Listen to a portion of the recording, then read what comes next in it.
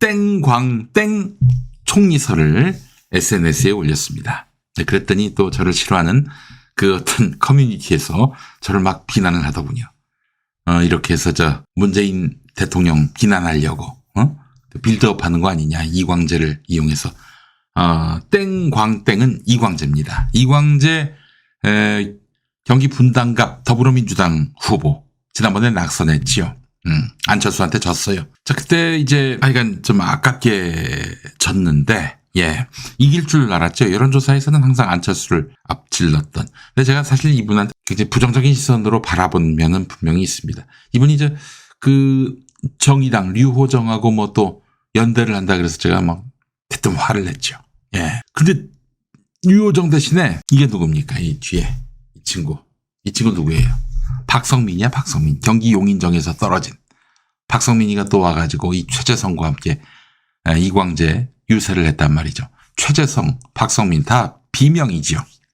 또 이제 박성민은 페미 쪽이고 그 최재성은 아주 정말 지난번에 그 임종석 서울 성동 중구 갑 그 후보로 임종석 전 비서실장을 공천하지 않았다고 그렇게 이재명 대표를 비난했던 사람이야.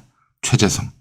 이렇게 비명계가 이광재를 도왔는데 총선 지난 지 이제 한 달도 안 돼서 이광재 씨가 총리로 거론되고 있는 이런 형국. 여러분 어떻게 보십니까? 자, 그 전말을 말씀드리겠습니다. 이 김용민이가 무슨 지어낸 얘기 아니고요. 사실은 5월 2일자 중앙일보에 실린 내용이기도 합니다. 저는 중앙일보에 실린 줄은 몰랐고 제가 나름 레이더를 돌려가지고 여권에서 지금 이광재를 총리로 발탁하려고 한다 이런 얘기가 있어서 그래서 SNS에 올렸는데 이미 중앙일보에 나왔더라고요. 그 기사를 읽어보겠습니다. 중앙일보 기사가 이러한데요. 새 총리 후보로는 정치권 출신의 정무형 인사들이 주로 언급된다. 김한길 국민통합위원장, 박영선 전 민주당 의원 등이 거론되고 있는 가운데 정치권에서는 주호영 권영세 의원, 이주영, 이정현 전 의원의 이름도 나온다. 최근 대통령실에서는 이광재 전 민주당 의원도 새롭게 후보로 거론된다. 이게 어제 아침에 나온 중앙일보 기사 내용입니다. 중앙일보가 먼저 보도한 거예요. 여러분, 중앙일보하고 이광재 전 후보 긴밀한 사이인 거 알고 계시죠? 여시제 출신 아니에요. 여시제 누가 만들었습니까? 이 홍석현 씨가 만든 거예요. 홍석현 씨하고 이광재 전 후보는 그래서 긴밀한 사이로 보이고요. 또 이광재 후보는 동의할지 모르겠습니다만은 삼성과 이 민주정부 사이에 어떤 그 가교 역할을 하는 사람이다. 이렇게 평가를 받았던 사람이 바로 이광재 씨입니다. 자, 어떻게 된 일일까? 왜 이광재 썰이 나왔을까? 제가 여권 레이더를 돌렸습니다. 이건 어디까지나 그 썰입니다. 근데 썰과 사실 그 중간쯤이라고 보시면 될 거예요. 그냥 어디 대충 흘러다니는 소문 정도가 아닌 거예요. 어떻게 이광재 설이 나왔는가? 이 김한길 전 대표가 흘린 것으로 판단됩니다. 그러면은 그럼 김한길이가 이광재를 발탁하자 그랬는가? 이야기를 들어보니까 박영선 전 민주당 의원이 본인이 총리를 하고 싶은 마음이 있었는데 이게 될 것 같지 않으니까 김한길 씨한테 이광재를 추천했다. 이 이야기가 여권에서 돌았다는 것이죠. 복수의 여권 인사들이 여기에 맞다 이렇게 반응했다는 그런 이야기도 나오고 있는 중입니다. 그러니까 박영선 씨가 청거를 한 건데 박영선 씨가 총리하고 싶은 생각이 많았나 봐요. 본인 이름이 거론됐을 때 부인하거나 사양하지 않고 지금 협치가 필요하다. 이런 얘기를 했단 말이죠. 자기가 협치하고 싶다 그런 얘기 아닙니까? 김한길, 더 거슬러 올라가면 박영선이 있다. 이런 얘기가 되겠습니다.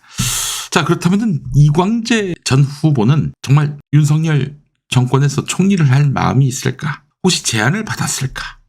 혹시 수락을 했을까? 너무 궁금하지 않습니까? 자, 민주당 정치인 한 분이 그래서 이제 이광재 전 후보에게 물어봤다고 합니다. 당신 정말 총리할 생각 있냐? 그러면은 나하고 2년 끊자. 이렇게 얘기를 했는데 이광재 전 후보의 답변은 그럴 리가요 였습니다. 아마 아직 제안을 받지 않은 것 같고요. 제안을 받더라도 사양하지 않겠는가? 아니 사실 이거 수용하는 순간 이광재는 총리 타이틀은 하나 얻어도 총리 프로필은 하나 얻어도 민주당으로 못 돌아오지요. 그렇잖아요. 박영선 씨, 그 본인이 하고 싶으면 그냥 나 시켜달라고 하세요. 왜 그 다른 민주당 정치인들 곤란하게 왜 자꾸 그렇게 이 사람 저 사람 자꾸 이름을 거론해. 본인이 하고 싶으면 본인이 하세요. 이광재 이것 때문에 정말 굉장히 곤경에 처했을 겁니다. 모르지요. 뭐 연락을 받았을 수도 있고 심사숙고한 끝에 사양했을 수도 있는데 어쨌든 그럴 리 없다라는 이광재 전 후보의 반응이 나왔습니다. 사실 저 박영선 전 의원 제가 할 얘기가 많습니다. 사실 굉장히 전 싫어했습니다. 이분을. 아주 정말 그 세월호 참사 당시에 새정치민주연합의 원내대표였잖아요. 특별법을 만들어야 하는데 유족들의 뜻을 전혀 반영하지 않고 겁적이 타협을 해준 거야. 지금은 돌아가신 이완구 당시 새누리당 원내대표한테. 그래놓고는 막 당시에 세월호 가족들이 반발하고 민주당 내에서도 개혁파 의원들이 막 거세게 몰아붙이니까 질질 짜면서 또 탈당하겠다고 그랬었어요.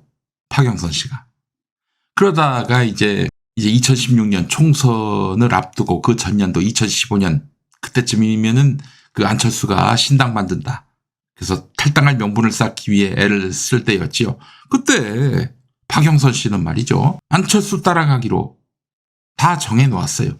그 얘기를 누가 하냐면 이현주 당선인이 그런 얘기했지. 그 언니는 좀 이따가 갈 테니까 네가 먼저 가라. 그랬다는 거예요. 이현주 당선인 얘기로는. 그래도 그는 이현주는 갔는데 본인은 이 더불어민주당에 남아서 언주야 언니는 행복해 뭐 그랬던 거 아니에요? 극한적인 말하자면은 투쟁을 벌였던 것이죠.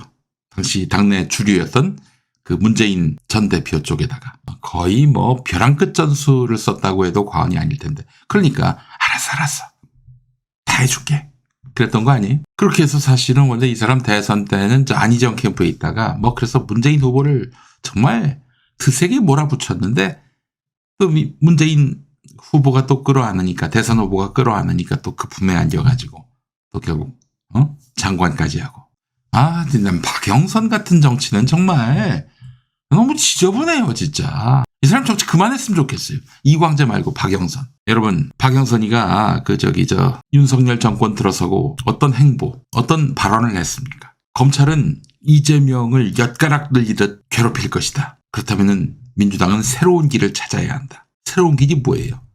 이재명을 그냥 던져버리는 길 아니겠어요? 실제로 그랬습니다. 이재명 대표를 겨냥해서 당대표 내려놓아라. 당연히 공천권도 내려놓아라. 그러면 사법 리스크 극복이 가능하다. 이 말 들었을 때 제가 눈깔이 뒤집히더라고. 네가 뭔데 사법 리스크 극복 가능하다고 얘기해? 네가 무슨 윤석열이하고 같은 편이기라도 해? 이런 생각이 들었던 거죠. 이나 다를까 총리 제안까지 받았으니까 같은 편인 것 같습니다. 박영선이가 이 정권 들어서고 이재명 대표는 당대표를 내려놓고 공천권을 내려놓고 백의 종군 해야 한다 이러면서 그래야 너의 사법 리스크가 극복 가능하다 이런 얘기를 했어요. 그러면서 이재명 대표는 개딸과 멀어지고 공천권을 내려놓아라. 그래야 국민이 감동한다 이런 얘기를 했습니다. 여러분 이 박영선의 말을 들었다면 어떻게 됐을까요? 이 사람 정말 문제 많은 사람입니다. 정말 문제 많은 사람이에요. 그래도 좀 여성 정치인 중에 대장부 같기도 하고 또 때로는 대차게 또 여권 인사들 비판하고 또 MB한테는 그 대선 국면에서 막 제 눈 똑바로 쳐다보고 말씀하세요. 이러면서 막 정말 거칠게 MB를 몰아세운 적도 있어서 야 이분은 정말 대장부구나라고 생각을 했는데 하는 일들을 보면은 정말 너무 어처구니가 없습니다. 진짜 결국에는 자기 이익으로 돌아가요. 박영선은 대차게 대장부처럼 행동하는 것도 결국 자기 이익을 위한 벼랑 끝 전술이었던 거예요. 이런 분이 지금 민주당에 남아가지고 할 역할은 없는 것 같습니다. 예, 여러분 이광재 총리 수설은 결국 이제 박영선으로부터 비롯됐다는 여권발 정보를 여러분들께 전해드립니다. 영선아 정치 그만하자. 네, 김숙경님 말씀하셨습니다. 여러분 기억하십니까? 그 2016년에 그때 정초에 필리버스터를 했었어요. 이제 박영선 의원이 나왔단 말이죠. 그러니까 필리버스터 끝내자. 이런 얘기를 남몰래 얘기했다가 어마어마하게 이제 비난을 받았죠.